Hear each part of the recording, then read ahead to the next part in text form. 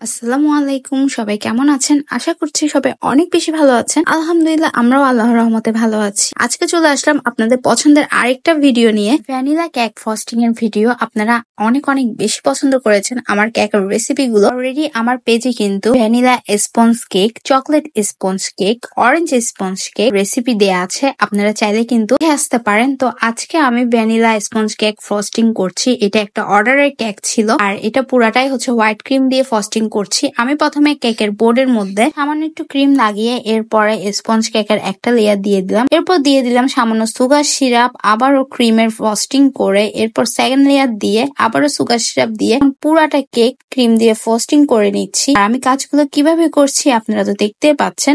এই cake frosting এর ভিডিওগুলো আপনারা অনেক বেশি পছন্দ করেন, এই জন্য আপনাদের সাথে শেয়ার করছি, যাতে করে নতুন যারা আছেন তাদের কিছুটা হলেও যাতে হেল্প হয়। কেকটা সম্পূর্ণভাবে ক্রিম দিয়ে কাভার করে নেওয়ার পরে একটা প্লেট নাইফের সাহায্যে এখন কেকটার মধ্যে ফিনিশিং আনার ট্রাই করছি। ফিনিশিংটা বেশি ডিপেন্ড করে আপনি কত বেশি কেক বানাচ্ছেন তার উপর। যত বেশি কেক বানাবেন, কাজ যত বেশি করবেন, ফিনিশিংটা কিন্তু অত বেশি ভালো হবে। আপনারা যারা কেক নিয়ে নতুন কাজ করছেন তাদের জন্য একটা টিপস থাকবে, তা হলো ক্রিম দিয়ে ফ্রস্টিং করার সময় কেকটা সম্পূর্ণভাবে প্রথমে খুবই হালকা পরিমাণে ক্রিম নিয়ে একটা ফুল কভার করে নেবেন, দেন ফ্রিজে নর্মাল চেম্বারে রেখে দিবেন 15 থেকে 20 মিনিটের জন্য। এরপর ফাইনাল কোটিংটা করবেন। দেখতে পারছেন এদিকে আমি কিন্তু একেবারে ফাইনাল কোটিংটাই দিয়ে দিলাম ক্রিমের। তো এরপরে একটা স্কেচার দিয়ে ভালো করে একটু স্কেচ করে নিয়েছি কেকটা চারপাশে, জাস্ট ডিজাইনের জন্য। আপনারা এটা কিন্তু চাইলে কাঁটা চামচ দিয়ে করতে পারেন। পরে এক পাশে চকলেট গানাশ দিয়ে এভাবে একটু সাইডে ডিজাইন করে নিলাম। আর এখন ব্লু কালার দিয়ে একটু কিছু ফ্লাওয়ার দিয়ে দিচ্ছি কেকের উপরে। ফ্লাওয়ার গুলো আপনারা আপনাদের পছন্দ অনুযায়ী যেভাবে ইচ্ছে ওইভাবে করতে পারেন। আজকের কেকটা কিন্তু আমি সিম্পলের মধ্যে রাখতে চাচ্ছি, অত বেশি গর্জিয়াস করবো না। একটা ক্রিম দিয়ে কিন্তু মানে কালারের ক্রিম দিয়ে ফুল কেকটা ডেকোরেশন করে ফেলছি। আজকের কেকটা যেহেতু একটা বয় বেবির বার্থডে কেকের অর্ডার ছিল, এজন্য আমি ব্লু কালার ইউজ করছি।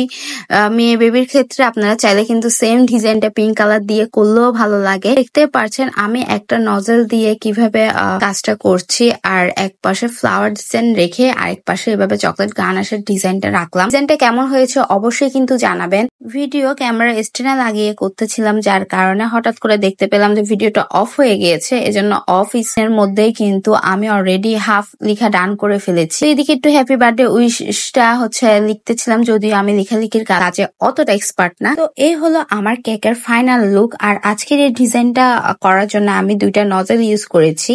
সো ভিডিওটা কেমন লেগেছে অবশ্যই জানাবেন। ভালো লাগলে অবশ্যই একটা লাইক দিবেন। আর যারা এখনো আমাদের ফেসবুক পেজটা ফলো করেন, অবশ্যই কিন্তু ফেসবুক পেজটা ফলো করে আমাদের সাথেই থাকবেন। আর আপনাদের যে কোনো ধরনের কোয়েশ্চেন বা মতামত আপনারা কিন্তু কমেন্ট সেকশনে করতে পারেন। আর কি ধরনের ভিডিও চাচ্ছেন অবশ্যই কিন্তু জানাবেন। তো সবাই অনেক বেশি ভালো থাকবেন। That's it for today. আল্লাহ হাফেজ।